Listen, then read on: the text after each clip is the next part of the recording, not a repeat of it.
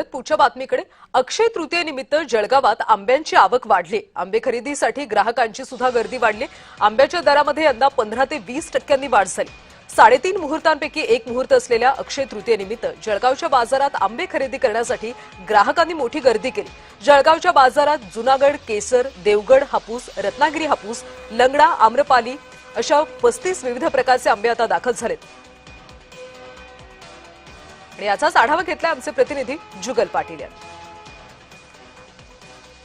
3.5 मुहूर्तांपैकी एक मुहूर्त मानला जाणाऱ्या अक्षय तृतीयेच्या सणानिमित्त जळगावची बाजारपेठ आंब्यांनी सजलेली आहे।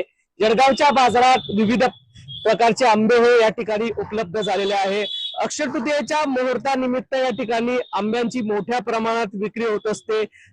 बाकीची जी घागर असते ती घागर भरून या ठिकाणी आंब्याचा रस बनवला जातो व नैवेद्य हा दिला जातो। काय सांगणार, जळगावच्या बाजारात अक्षय तृतीयेनिमित्त विविध जातीचे आंबे हे दाखल झालेले आहे, काय सांगाल?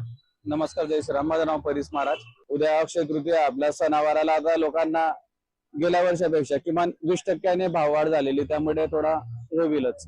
मागणी कशी आहे सध्या? अक्षय तृतीयेचा सण येऊ घातलेला आहे। अक्षय तृतीयेच्या सणानिमित्त या ठिकाणी आंब्याचा देखील शुभमुहूर्त या ठिकाणी असतो आणि मोठ्या प्रमाणात आंब्यांची विक्री होत असते।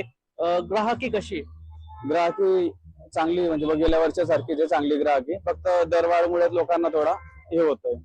युद्धजन्य परिस्थितीचा काही परिणाम झालेला आहे का आंबे व्यवसायावर? 100% युद्धजन्य परिस्थितीमुळे जे गेल्या वेळेस आम्हाला 10-20 रुपये लागायची ते यावेळेस 100 रुपये लागून येते, कारण की गॅस भाड वगैरे सर्व म्हणजे गोष्टींची वाढ झालेली रेटमध्ये। जुगल पाटील, जय महाराष्ट्र न्यूज, जळगाव।